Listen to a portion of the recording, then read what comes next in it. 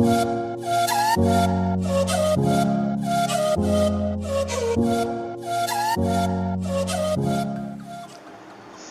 दोस्तों, कैसे हैं आप लोग? सही हो गए? तो आज हम लोग देखेंगे स्ट्रिंग का कुछ मेथड्स के बारे में जो कि पिछले वीडियो में हम लोगों ने मिस किए थे। वो तीन ही होंगे और बाद में हम उसके बाद हम लोग देखेंगे मैथ मॉड्यूल के बारे में, थोड़ा छानबीन करेंगे, डिस्कशन करेंगे। उसके बाद हम लोग देखेंगे कंट्रोल फ्लो के बारे में। तो लेट्स बिगिन। पहले हम लोग देखेंगे स्ट्रिंग का कुछ मेथड्स। स्ट्रिंग मेथड पहला है सेंटर। सेंटर कैसे काम करते हैं? सेंटर नाम का जो अलाइनमेंट होता है, हम लोग जब वर्ड डॉक्यूमेंट्स लिखते हैं तो वहाँ पे सेंटर नाम का एक अलाइनमेंट होता है। वो क्या करता है, वो एक डॉक्यूमेंट का जो टेक्स्ट का फॉर्मेट है वो एक सेंटर पॉइंट पे लगा, मतलब साइड में दो चार गैप लगा के आपको सेंटर में दे देता है। तो क्या होता है, पाइथन के अंदर भी ये सेंटर फंक्शन जो है वो ऐसे ही काम करते हैं। जैसे कि मैंने यहाँ पे एक स्ट्रिंग ले लिया, जैसे कि ले लो दिस इज ए टेक्स्ट, ले लिया एक एग्जाम्पल, और मैंने यहाँ पे किया प्रिंट ए डॉट सेंटर। सेंटर एक आर्गुमेंट भी लेता है, जैसे कि एक आर्गुमेंट जैसे कि स्क्रीन विड्थ। स्क्रीन विड्थ यानी कि आपका साइज कितना होगा स्क्रीन का, जैसे कि आपको गिन तो नहीं सकते, लेकिन आप यहाँ पे एक ऐसा दे दे कि 100 दे दिए, 100 हमने यहाँ पे दे दिए, ठीक है। तो हम लोगों ने यहाँ पे 100 लगवा दिए है सेंटर के अंदर एक आर्गुमेंट के जैसे।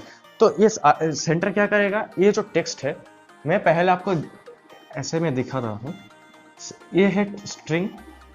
तो मैं पहले इसको एक पॉइंट के नाम से पकड़ता हूँ। ये एक पॉइंट है, ये है स्क्रीन का विड्थ जो कि 100 है, 100। तो इसका बीच कौन सा है, देख सकते हैं बीच ये है, एकदम बीच के बीच में ही है, एकदम यही है एकदम स्क्रीन का बीच पूरा सा। तो यहाँ पे आप देखिए, यहाँ पे इस टेक्स्ट को प्लेस करेगा। मैं सही बोल रहा हूँ? ठीक ही है एकदम। ये स्क्रीन का जो विड्थ है उसके हिसाब से सेंटर में प्लेस करेगा, उसका हाफ जो पार्ट है वहां पे ये स्ट्रिंग को प्लेस करेगा। अब एक और चीज भी है जो हमें ध्यान में लेना है, स्ट्रिंग का साइज भी मैटर करता है। जैसे कि यहाँ पे देखो, ये स्ट्रिंग का साइज समझो कि 1 2 3 4 5 6 7 8 9 10 11 12 13 16 है। तो यहाँ पे यहाँ से लिखना शुरू हो गया और यहाँ पे खत्म हुआ ये टेक्स्ट। तो साइड में जो गैप है 50 से ज़्यादा है। अगर वो पॉइंट होता तो 50 के अंदर यहाँ पे बराबर लगवा देता, लेकिन ये पॉइंट नहीं है। हम लोगों ने कंसिडर किया था कि ये पॉइंट है, लेकिन जब हम लोगों ने ये समझा कि ये हाफवे में काम करता है, तो अब हम लोग इस स्ट्रिंग को यहाँ पे लगवाएंगे। लगवाने के बाद इस स्ट्रिंग का जो लेंथ होगा उसके हिसाब से साइड में जो गैप होंगे वो छोड़ेगा। ये फंक्शन ऐसे ही काम करता है। पहले स्क्रीन विड्थ का जो लेंथ होता है, जो विड्थ होता है, उसको पहले कंसिडर में लेंगे, उसके हिसाब से हाफ निकलवा दिया। निकलवाने के बाद यहाँ पे जो स्ट्रिंग का साइज है उसके हिसाब से इसको प्लेसमेंट करता है सेंटर के अंदर। मतलब अगर ये 16 का है तो यहाँ पे सेंटर में लगवा दिया 16 का। साइड में देखिए, जैसे 16 माइनस किया तो कितना होता है, 34 34 आता है। तो 34 साइज दोनों साइड से गैप होंगे। ऐसे ही ये सेंटर काम करता है। फिर हम लोग देखेंगे एडजस्ट और एडजस्ट, जस्टिफिकेशन, जस्टिफाई अलाइनमेंट। आप लोग सुना होगा, जब आप लोगों ने वो वर्ड में काम करते थे तो आप लोगों को सुना होगा कि जस्टिफाई कैसे होता है। जस्टिफाई, एडजस्ट, एडजस्ट, एडजस्ट कैसे काम करता है। यहाँ पे एक स्क्रीन है,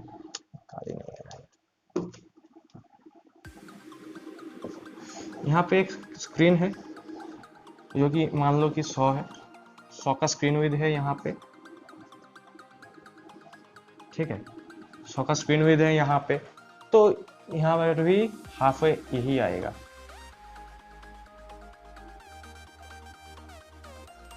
यहाँ पे आया हाफ वे, आप देख सकते पूरा हाफ तो नहीं आया लेकिन आया है, हाफ वे आया। तो अगर एक स्ट्रिंग ले लेते हैं जैसे कि कोड स्पेक्ट्रम,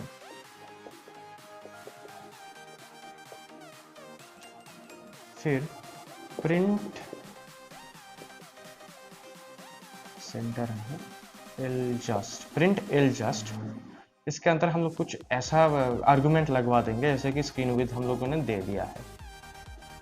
तो ये काम करता है ऐसे। फिर यहाँ पे स्क्रीन का विड्थ हम लोगों ने दे दिया है। एल जस्ट कैसे काम करता है, इधर लेफ्ट की तरफ जस्टिफाई करवाएगा या फिर राइट की तरफ। स्क्रीन विड्थ 100 है, हम लोगों ने यहाँ पे हाफ वे भी ले लिया है। अगर आप लोग एल जस्ट करना चाहते हैं, लेफ्ट की तरफ जस्टिफाइड होना चाहिए, तो यहाँ पे एक बॉर्डर मेंटेन करके टेक्स्ट को लेफ्ट की ओर धकेल लेगा। तो कुछ इस तरह से आएगा आउटपुट, कोड स्पेक्ट्रम, इस तरह से कुछ आउटपुट आएगा।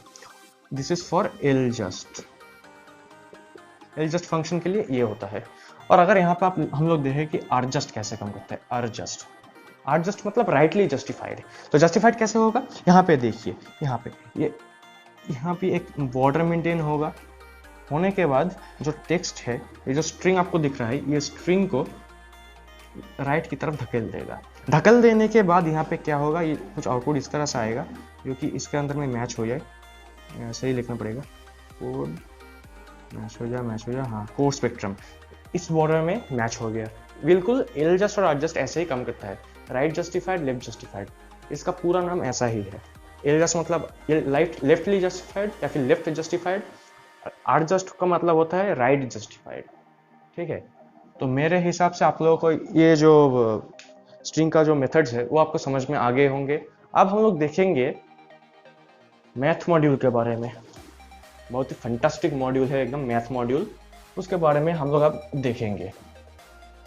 मैथ मॉड्यूल एक्चुअली में होता क्या है। हम लोग जो अरिथमेटिक जो सम्स करते हैं, हम लोग जो अरिथमेटिक का सम जो डेली लाइफ में करते हैं मैथमेटिक्स बुक में, क्लास 9 पे या फिर 10 पे जो मैथमेटिक्स में हम करते थे, स्क्वायर रूट या फिर एक्सपोनेंट फॉर्म में a⁻b, ऐसे कुछ जो वगैरह वगैरह जो एक्सप्रेशंस हम लोग सॉल्व करते थे, वो भी ऐसे ही होता है पाइथन के अंदर। लेट्स बिगिन, हम लोग उसके साथ कंटिन्यू करते हैं, जैसे कि मैथ मॉड्यूल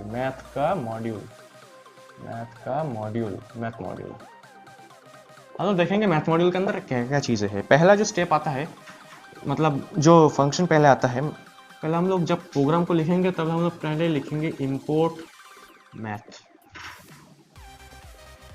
अब एक ध्यान में लो, मैथ और सी मैथ दोनों के एक अलग अलग मॉड्यूल है, कंफ्यूज मत हो जाना, ठीक है। मैथ का जो मॉड्यूल है वो अलग है, सी मैथ का मॉड्यूल वो अलग है।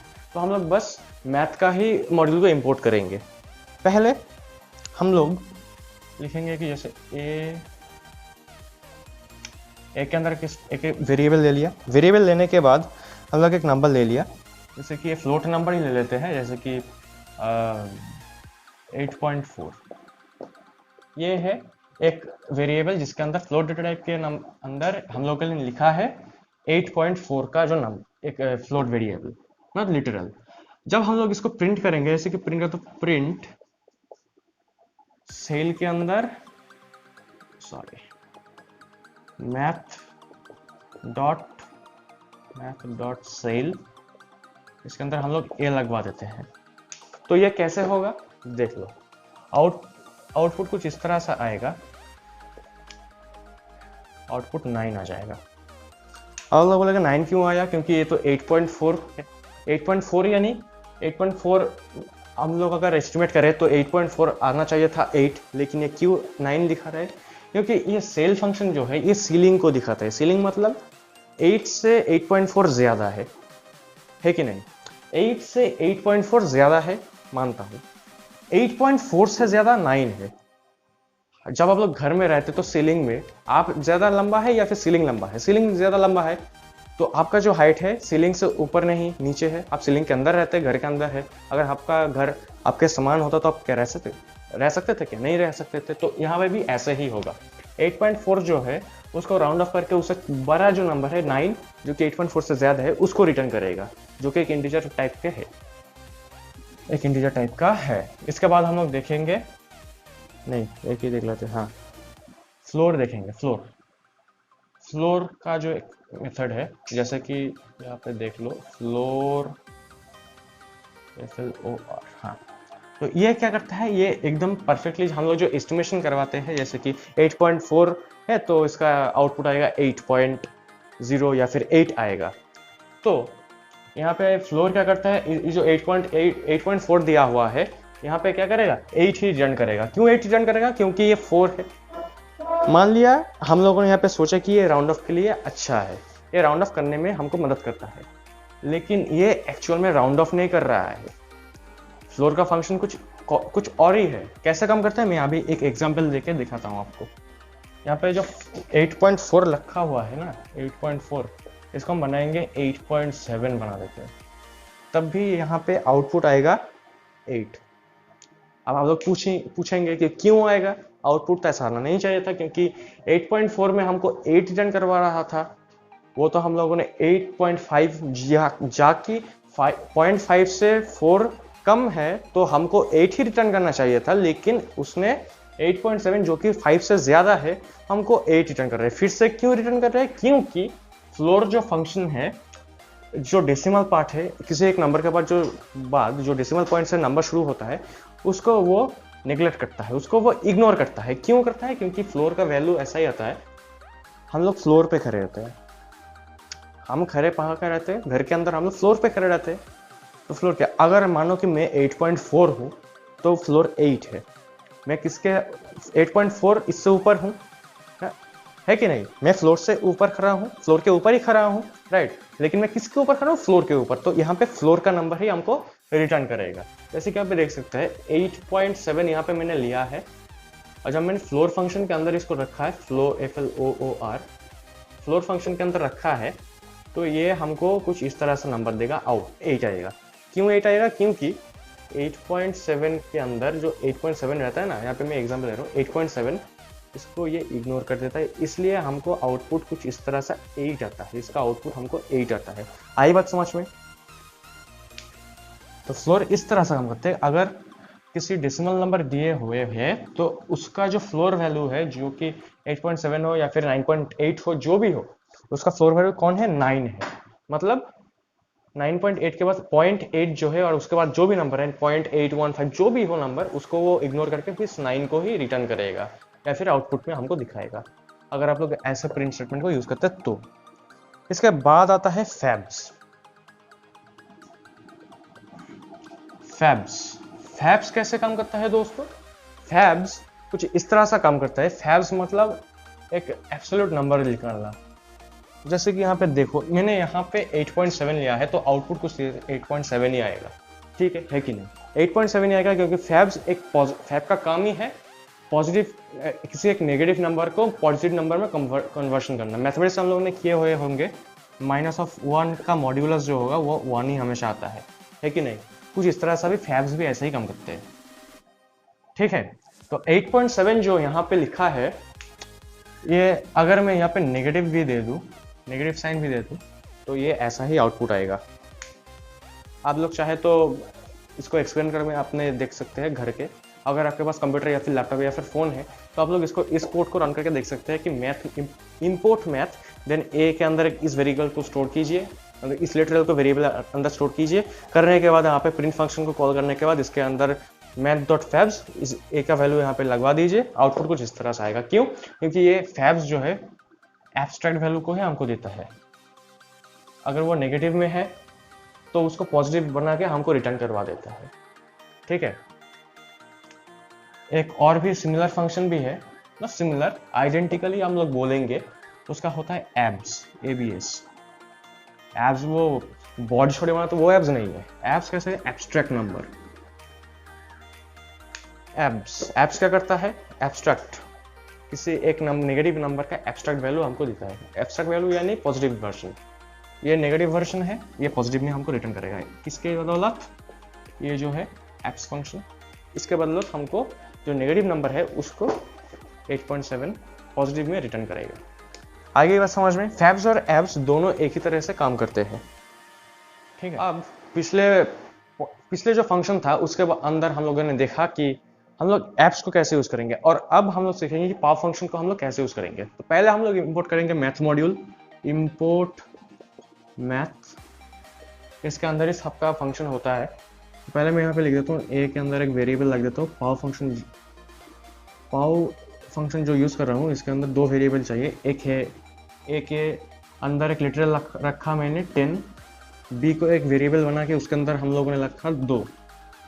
होने के बाद हम लोग यहाँ पे प्रिंट करेंगे, प्रिंट math.pow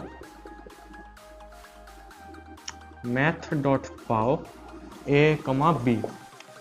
आपको यहाँ पे दिख रहा है, मैंने यहाँ पे लिखा है इंपोर्ट मैथ। पहले हम लोग मैथ मॉड्यूल को इंपोर्ट करेंगे प्रोग्राम के अंदर।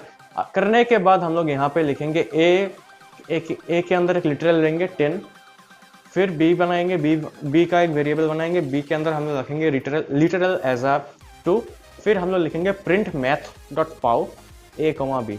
पाओ फंक्शन 2 ही नहीं 3 लेते हैं, एक step value, not step value, एक मॉड्यूलर साइन की तरह भी कुछ काम करता है। तो फिलहाल हम लोग यहाँ पे 2 नंबर्स के साथ काम कर रहे हैं, तो इसलिए हम लोग यहाँ पे लिखे हैं मैथ डॉट पाओ ए कमा बी। दोनों पैरामीटर्स हम लोग फंक्शन के अंदर ये पास किए हैं। तो इसका आउटपुट आएगा, आउटपुट कुछ इस तरह से आएगा 100 क्यों आया? क्योंकि ये जो पाव फंक्शन है ये काम करता है कुछ इस तरह से, जैसे कि यहाँ पे देखो ए का वैल्यू हम लोगों ने 10 लिया है, बी का वैल्यू हम लोगों ने लिया है 2, तो ये ऐसा करता है ए की power B, A to the power B, ऐसा होता है। ठीक है, तो अब यहाँ पे देखो ए का वैल्यू कितना है 10 है, 10 यहाँ पे मैंने लिख लिया है, बी का वैल्यू कितना है 2 है, तो 2 मैंने यहाँ पे लिख लिया। इसका आउटपुट कुछ इस तरह से आएगा 100 आएगा।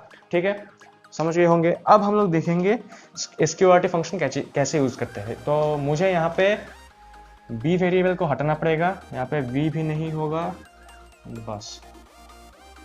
तो स्क्यूआरटी फंक्शन कुछ इस तरह से होता है, एक नंबर का स्क्वायर रूट निकालने के लिए हम लोग स्क्यूआरटी फंक्शन को यूज करते हैं। तो यहाँ पे मैंने 100 लिख दिया है,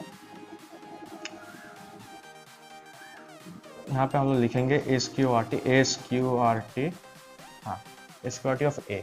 ये काम कैसे करता है? स्क्यूआरटी जो है ना, स्क्यूआरटी एक नंबर, एक ही पैरामीटर लेता है एज अ फंक्शन। इसके अंदर हम लोगों ने ए को प्लेस किया, ये क्या करता है, ये एक के अंदर जो वेरिएबल है उसका स्क्वायर रूटेड वैल्यू हमको रिटर्न करता है।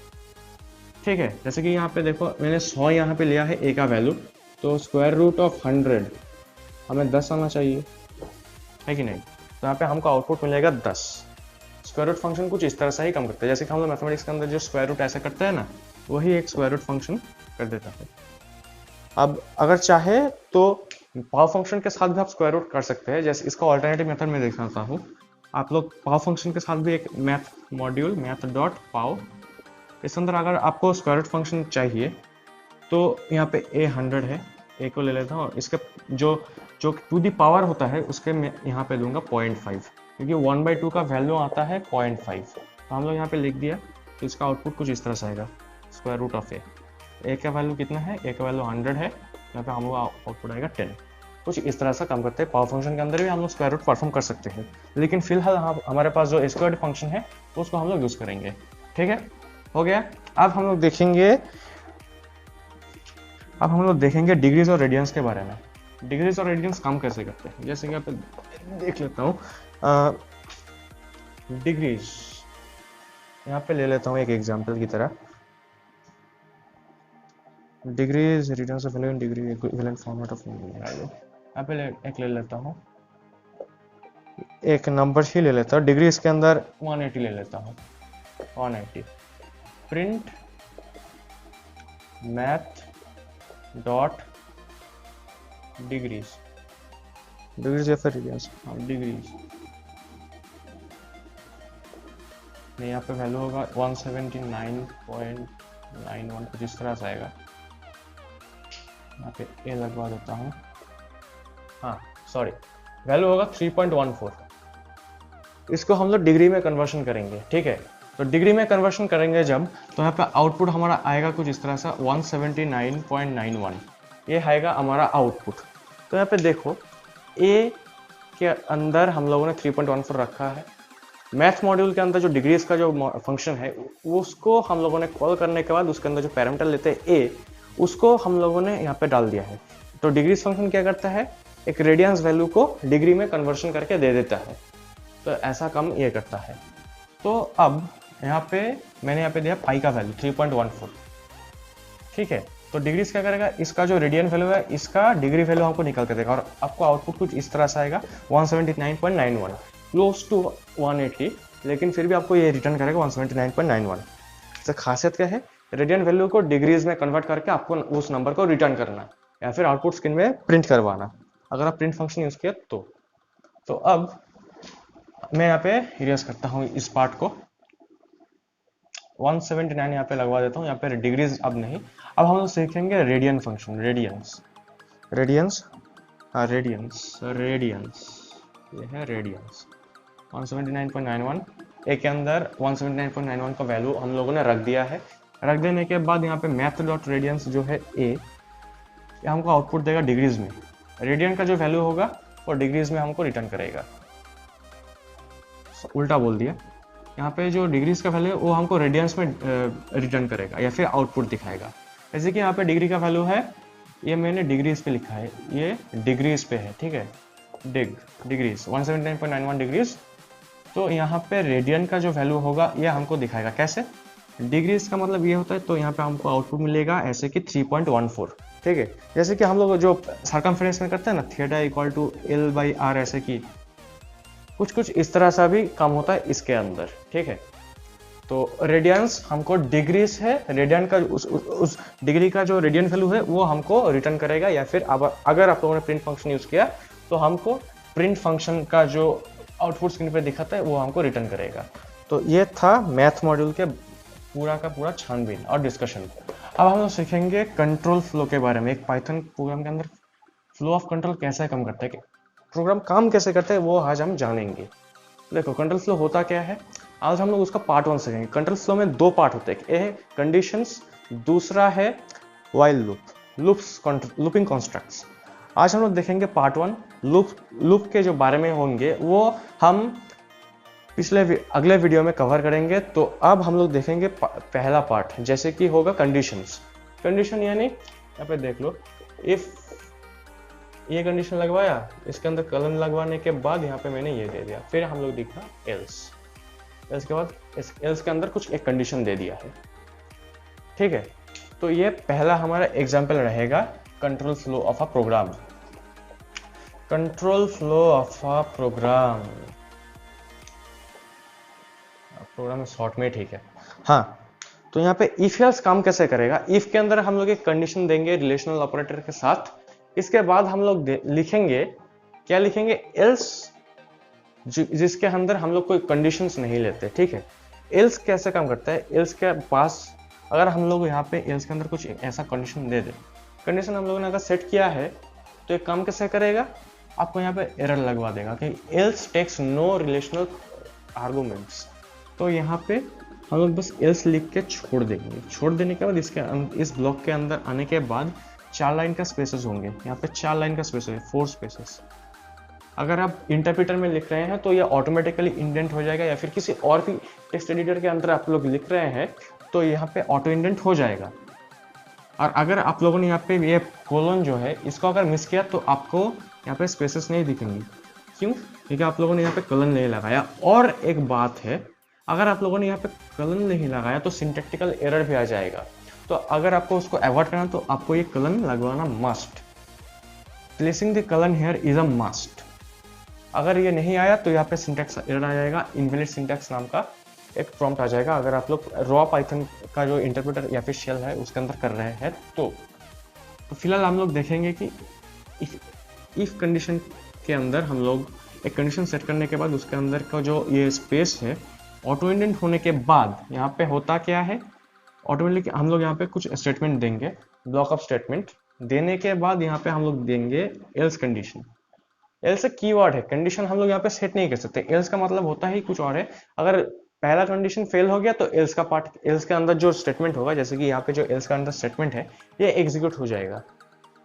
अब मैं आपको दिखाता हूँ कि ये काम कैसे करता है। यहाँ पे देखो, पहले इस लाइन को पढ़ेगा, अगर ये सही हुआ तो इसके अंदर आके इसको एग्जीक्यूट करवा देगा, ठीक है।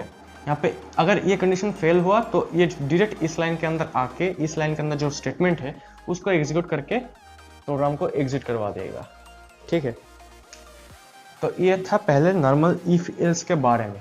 नॉर्मल इफ एल्स काम कैसे करते हैं आप लोगों को जान गए होंगे, आपको समझ में आ गए होंगे। अब हम लोग देखेंगे इफ से कैसे हम लोग कंडीशंस लिख सकते हैं।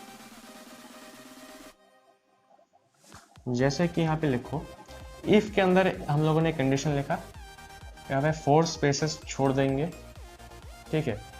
4 कैरेक्टर का स्पेस हमको छोड़ देने के बाद यहाँ पे हम लोगों ने कंडीशन लिखा। इसके बाद हम लोग फिर इफ लगाएंगे, इफ लगाने के बाद उसी और कंडीशन हम लोग लिखेंगे। लिखने के बाद जब हम लोग ये जो कलम सेट करेंगे, जब हम लोग इसके बाद हम लोग जब एंटर प्रेस करेंगे तो यहाँ पे आपको कर्सर ब्लिंक करता हुआ दिखेगा 4 स्पेसेस छोड़ के। टैब इक्वल्स टू 4 स्पेसेस होता है पाइथन के अंदर, तो यहाँ पे भी ऑटोमेटिकली ऑटो इंडेंट होके सामने में जो है 4 स्पेसेस को छोड़ के यहाँ पे आपका कर्सर ब्लिंक कर रहा होगा। तो अब हम लोग यहाँ पे से लिखना शुरू करेंगे। नेक्स्ट का जो इफ कंडीशन दिया है उसका कंडीशन अगर ट्रू हो तो उसके अंदर का लाइन ऑफ कोड जो है उसको कैसे एग्जीक्यूट होगा, मतलब ब्लॉक ऑफ स्टेटमेंट हम लोग क्या सेट करेंगे। ठीक है, तो ऐसे हम लोग कम करेंगे। दोनों से दिखाते हैं। अगर ये पहला वाला सही हो गया, ट्रू रिटर्न करता है हमको, तो हमको ये जो कंट्रोल फ्लो है वो अगर ये ट्रू आया तो ये इसके अंदर सीधा घुस जाएगा। जाने के बाद इसको रीड करके आपको आउटपुट स्क्रीन में उसका जो भी लिखा था वो हमको दे देगा। ए बी जो भी था लिखा उसको एग्जीक्यूट करके हमको रिटर्न करेगा या फिर प्रिंट करवाएगा, जो भी हो। अगर ये फेल होता है तो ये जो है ये सीधा इस लाइन को रीड करेगा। इस लाइन का कंडीशन अगर ट्रू है तभी इसके अंदर घुसेगा। इसके अंदर घुसने के बाद इसका जो ब्लॉक ऑफ स्टेटमेंट है उसको रीड करके उसको एग्जीक्यूट करवा देगा। ऐसा काम करता है इफ। ठीक है, इफ एल्स ने हमने पढ़ लिया है। हम लोगों ने इफ के बारे में हम लोग देख लिए हैं। अब हम लोग देखेंगे इफ एलिफ एल्स के बारे में, जो कि कुछ सिमिलरिटी है इफ के जैसे। दोनों इफ जो मैंने यहाँ पे यूज किए कुछ सिमिलरिटी कुछ इस तरह सा ही है। हम लोग अब देखेंगे एलिफ के बारे में। झट से देख लेते हैं एलिफ के बारे में, एलिफ कैसे काम करता है।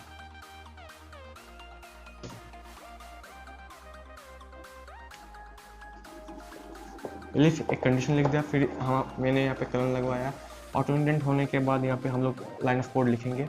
अगर ये नहीं हुआ तो एल्स लगवा के इसके अंदर हम लोग लिख देंगे।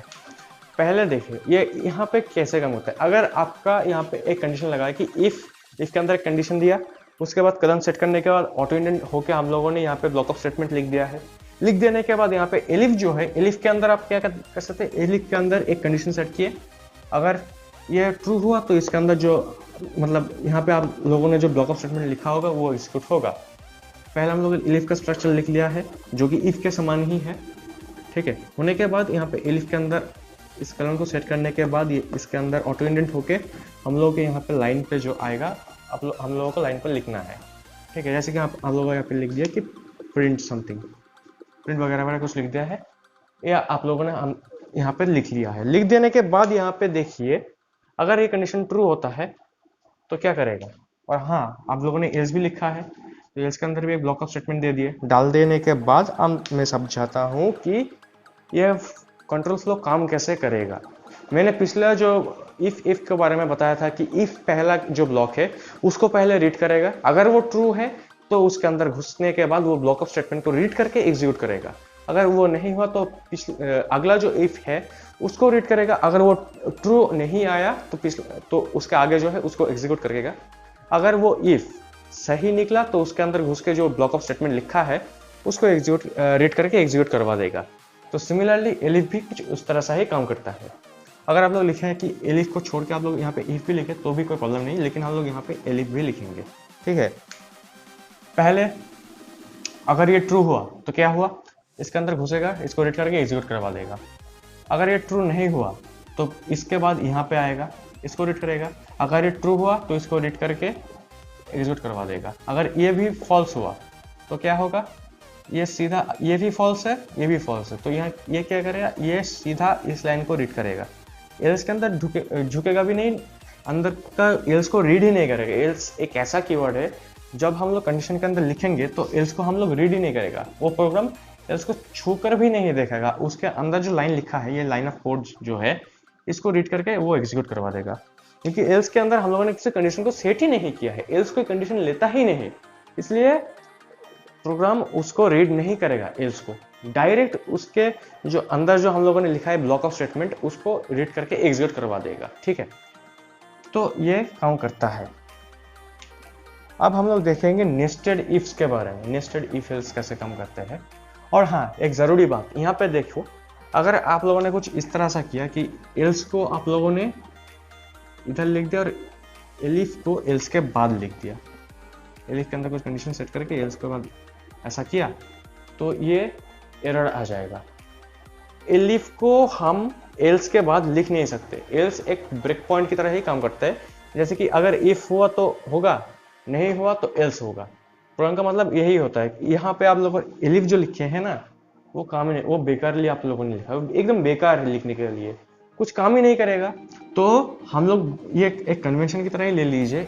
हम लोग जब इफ एलिफ एल्स लिखेंगे तो इफ के बाद आएगा एलिफ, एलिफ का अगर वो भी फेल हुआ तो एल्स आएगा, क्योंकि एल्स हम लोग क्या करते हैं, हम लोग पहले ट्राई करते हैं मैथमेटिक्स के अंदर। जब हम लोग एक प्रॉब्लम को अप्रोच करते हैं तो क्या होता है, हम लोग पहला रास्ता अपनाते हैं, अपना करने के बाद देखते हैं कि वो रास्ता गलत था, तो हम दूसरी में आते हैं, या फिर हम लोग छोड़ ही देते हैं डायरेक्ट, हम लोग दूसरी बात को ट्राई करते हैं। बिल्कुल उसी तरह इस पाइथन प्रोग्राम के अंदर यहाँ पे एलिफ जो है कंडीशन सेट किया, ये पहला रास्ता ये है, इसके बाद अगर ये फेल हुआ तो ये है, और ये भी फेल हुआ तो ये लाइन आ जाएगा, ये फेल हुआ तो ये, अगर ये फेल हुआ तो ये डायरेक्ट इस लाइन पे, इसको छूकर भी नहीं देखेगा। और अगर आपने इसको उल्टा दे दिया तो प्रोग्राम काम ही नहीं करेगा, मतलब बकवास प्रोग्राम लिख दिया है आपने, ऐसा कुछ काम करेगा। फिलहाल आप समझ गए होंगे। अब हम लोग देखेंगे नेस्टेड इफ एल्स कैसे हम लोग लिख सकते हैं। Nested if else, nested if else होता क्या है, एक इफ एल्स कंडीशन के अंदर दूसरा एक इफ एल्स लगवाना, ठीक है। जैसे कि यहाँ पे देखो मैंने एक लिखा इफ, इसके अंदर फिर एक दूसरा इफ कंडीशन सेट किया, फिर हम लोगों ने लाइन ऑफ कोड लिख दिया।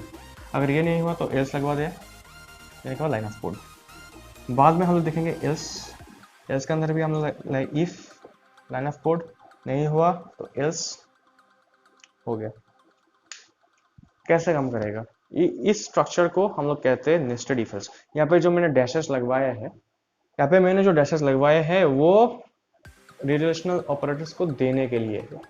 आप लोग यहाँ पे डैशेस नहीं छोड़ सकते, यहाँ पे रिलेशनल ऑपरेटर को आपको कंपैरिजन ऑपरेटर को प्लेस करना है, इसलिए आपको यहाँ पे लिखना पड़ेगा, ठीक है। तो फिर हम लोग देखेंगे कि if else, nested if else काम कैसे करता है, ठीक है। पहले यहाँ पे देखिए, यहाँ पे कंडीशन सेट किया है, यहाँ पे भी अगर ये ट्रू हुआ, अगर यहाँ पे ट्रू हुआ, साइड पे लिखा तो हाँ, ये ट्रू हुआ तो क्या होगा, ये सीधा इस लाइन के अंदर आएगा। अगर ये ट्रू हुआ तो इसके अंदर घुसेगा, अगर ये ट्रू नहीं हुआ, ये फॉल्स हुआ, तो ये सीधा एल्स की लाइन के अंदर जो लिखा है, एल्स लाइन के अंदर जो ये स्टेटमेंट लिखा है उसको एग्जीक्यूट करवा देगा डायरेक्टली, ठीक है। अब देखिए अगर ये टोटली फेल हो गया तो ये क्या करेगा, इससे सीधा आके इस इफ में घुसेगा। इस इफ में अगर ये करेक्ट हुआ तो इसके अंदर घुसेगा, अगर ये फॉल्स हुआ तो डायरेक्टली ये सीधा यहाँ से यहाँ पे आ जाएगा।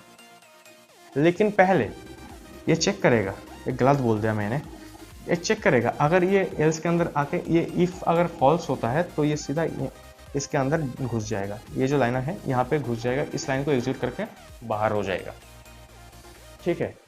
देखिए पहले ध्यान से देखिए, एल्स के अंदर क्या होगा, इफ अगर फेल हुआ तो एल्स के अंदर जो मैंने कंडीशन सेट किया उसको वेरीफाई करेगा, अगर वो वेरीफाई में पास हो गया तो उसके अंदर जो लाइन ऑफ कोड मैंने लिखा है उसको एग्जीक्यूट करके रिटर्न करवा देगा। अगर नहीं हुआ होता है तो एल्स के अंदर जो लाइन ऑफ कोड मैंने लिखा है उसको सीधा पढ़ के एग्जीक्यूट कर देगा।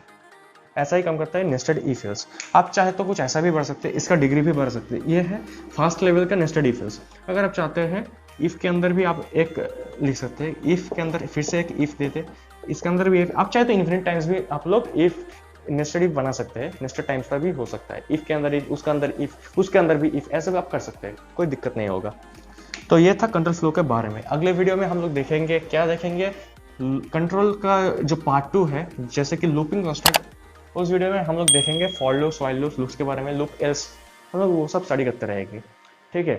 तो आज के लिए बस इतना ही था।